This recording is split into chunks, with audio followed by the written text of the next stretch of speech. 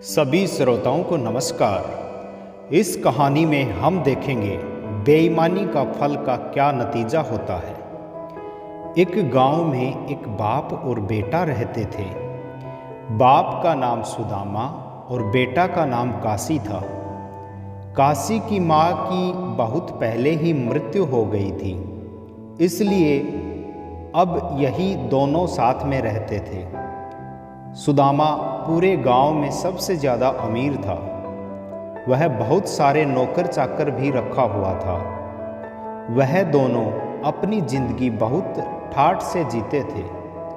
किसी भी चीज़ की कोई कमी नहीं होती थी। एक दिन किसी कारण से वह अपना सारा धन दौलत खो दिया और गरीब हो गया। गरीब हो जाने के कारण उसके सभी रिश्तेदार और सारे गांव वाले उसका मजाक उड़ाने लगे। इस पर वह दुखी होकर सोचा, जिस गांव में मैं ठाठ से अपना जीवन जिया करता था, जहां सभी सम्मान और इज्जत किया करते थे, वही आज मेरा मजाक उड़ा रहे हैं। कल तक जो सगे संबंधी मेरे लिए अपने प्राणों की बाजी लगाने की बातें किया करते थे, वे ही आज मुझे अपमानित करने में भी कोई कमी नहीं छोड़ते हैं। किसी ने सच ही कहा है कि इस दुनिया का सारा प्रेम और अपनापन केवल संपत्ति के कारण ही प्राप्त होता है। एक दिन काशी ने शहर जाके पैसे कमाने के बारे में सोचा, लेकिन उसके पास एक भी रुपया नहीं था कि वह शहर पहुंच सके। वह बहुत उदास हो गया। फिर उसे याद आया कि उसके पूर्वजों के द्वारा बनवाई गई लोहे की एक बहुत विशाल तराजू रखी हुई थी।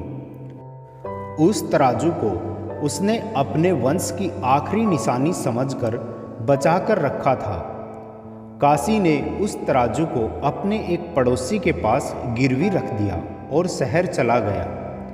काशी को शहर जाते ही उसको एक अच्छी सी नौकरी मिल गई और उसने मन लगाकर काम किया। भाग्य ने उसका साथ भी दे दिया और 1-2 साल में वह बहुत पैसा कमा लाया। जब वह बहुत पैसा जमा कर लिया तो उसने अपने गांव में ही अपना खुद का एक बिजनेस करने के लिए सोचा और वह शहर से वापस गांव लौट आया। गांव आकर वह उस पड़ोसी के पास गया जिसके पास अपना तराजू गिरवी रखा था।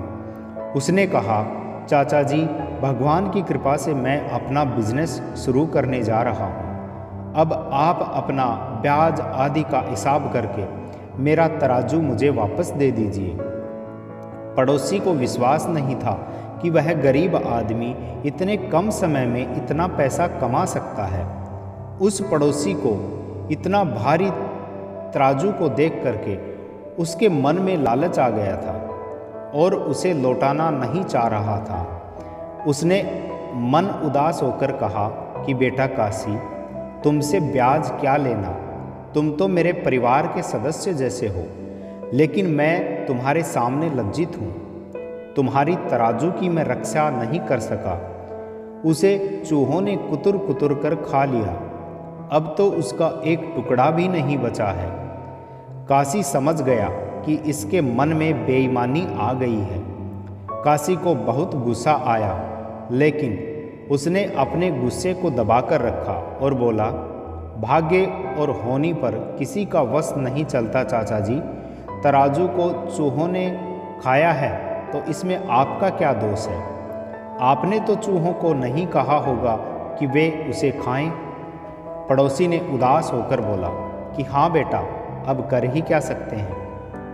काशी ने कुछ देर तक बातें करने के बाद कहा कि चाचा जी, रामू कहाँ है? मैं नदी में नहाने जा रहा हूँ। उसे नदी में नहाने में भी बहुत मज़ा आता है। सोचा उसे भी साथ ले जाऊँ। रामू उस पड़ोसी का बेटा था और वह काशी का बहुत अच्छा दोस्त भी था।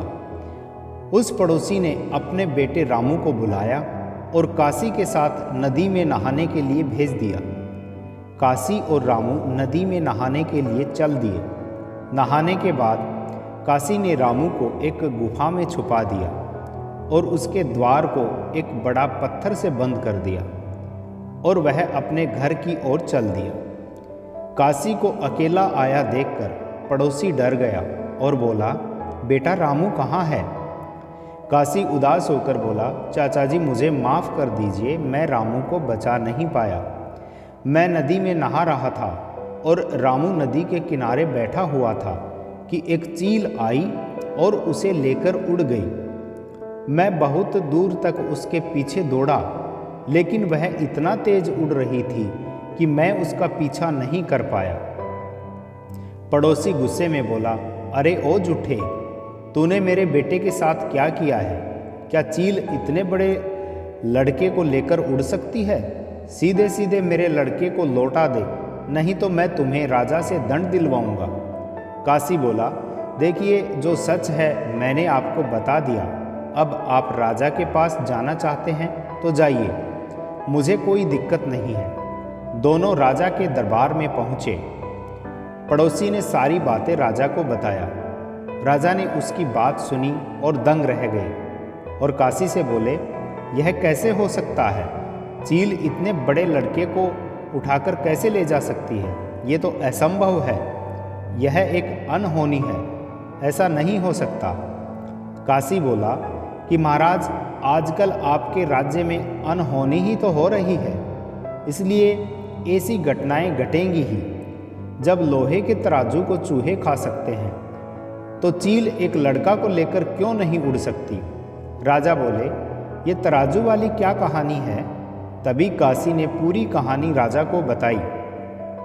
इस पर राजा ने गुस्से से बोला, बेईमानी किसी का भला नहीं करती, क्योंकि जब यह एक व्यक्ति के मन में उत्पन्न होती है तो अनेकों को बेईमान बना देती है। तुम्हें इस बेईमानी का फल मिलेगा। तभी पड़ोसी ने राजा से बोला, महाराज मुझे माफ़ कर दीजिए, मुझसे बहुत बड़ी गलती हो गई है।